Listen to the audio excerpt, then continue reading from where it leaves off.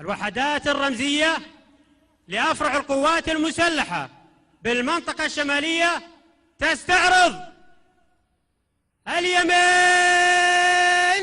در.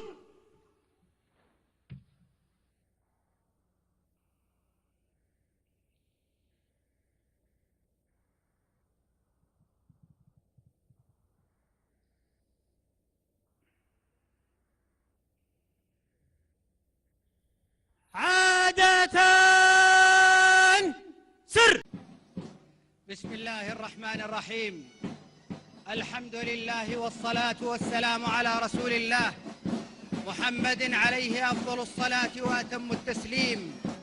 سيدي صاحب السمو الملكي الأمير سلمان بن عبد العزيز ولي العهد نائب رئيس مجلس الوزراء وزير الدفاع، ضيوف المملكة العربية السعودية من الأشقاء والأصدقاء، أصحاب السمو والمعالي والسعادة، أيها الحفل الكريم، إن قواتنا المسلحة الأبية الباسلة تستعرض أمام سموكم الكريم هذا اليوم وهم يحملون أجمل المشاعر الصادقة ويعبرون عن عشقهم الذي لامس شغاف القلوب لوطن المحبة والإخاء.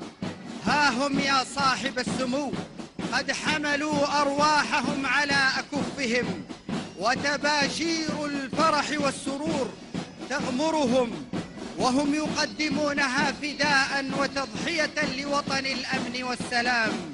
ولسان حالهم يقول: أيها الوطن الأشم، هذه دماؤنا الزكية أغلى ما نملك، حملناها على أكفنا، فخذ منها ما تشاء. إليك تهفو قلوب العشق يا وطني، ومنك يشرق نور الحق في الزمن. يا موطني كيف أبدي عشق قافيتي، ولست وأسفا بالشاعر اللسني. المملكة العربية السعودية جزء مهم لا يتجزأ من منظومة دول مجلس التعاون الخليجي، فأمن الخليج واحد ومصيره واحد وشعبه واحد، يجمعهم الحب وروح الاتحاد. إن هذه الحشود يا صاحب السمو وضع لبنتها الأولى مؤسس هذه البلاد الملك عبد العزيز طيب الله ثراه.